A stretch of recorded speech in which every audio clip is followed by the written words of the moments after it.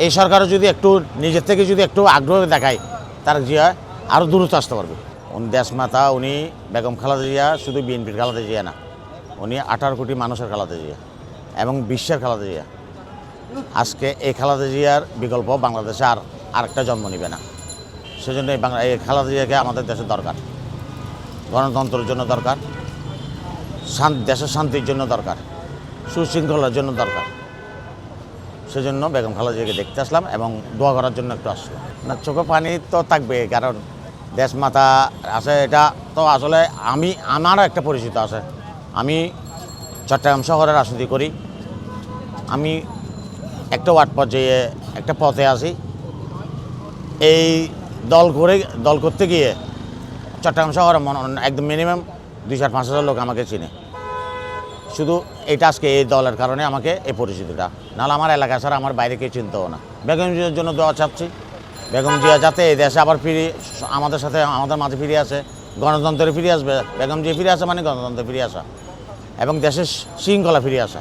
ইনশাল্লাহ 18 কোটি মানুষের দোয়া আছে বেগম জিয়ার উপরে। এখানে বট বাহিনী কিছু আছে যে বলতেছে যে উনি মারা গেছে, কিন্তু না, আল্লাহর রহমতে উনি সুস্থ হয়ে উঠবেন ইনশাল্লাহ। অনেকে বলছে যে উনি চলে যাওয়ার কথা ছিল শুক্রবারে, যাইতে পারলেন না কেন? উনি একটা কাতার সরকারে অ্যাম্বুলেন্স দেওয়ার কথা, ওইটা তো মেশিনারি জিনিস, ওটা তো ডিস্টার্ব হইতে পারে, ওইটা কাজ শেষ হবে ইনশাল্লাহ। এটা গুজব। এরা চাচ্ছে যে কি দেশ একটা উচ্ছৃঙ্খল তৈরি করা। মারা গেছে, আমাদের মতো পাগল কতগুলো আছে, পাগলগুলো মারামারি কাটাকাটি করবে। এটা ওনারা চাচ্ছে যে এটা কি, এই গুজবটা লাগানোর মূল কারণটা হচ্ছে ওইটা। ইনশাল্লাহ আসবে, ওনার কিছু কাগজপত্র, কিছু ব্যবসা আছে, উনি ওগুলা গোছাইয়া অবশ্যই আসবে।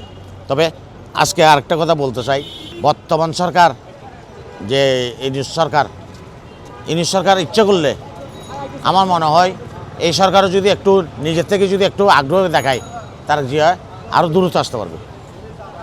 এখানে কিন্তু কিছু একটা লোকে চাচ্ছে না, একটা দলে চাচ্ছে না যে উনি না আসুক, কারণ উনি আসলে পুরো বাংলাদেশ, বেগম খালেদা জিয়া পুরো বাংলাদেশ তারেক রহমান।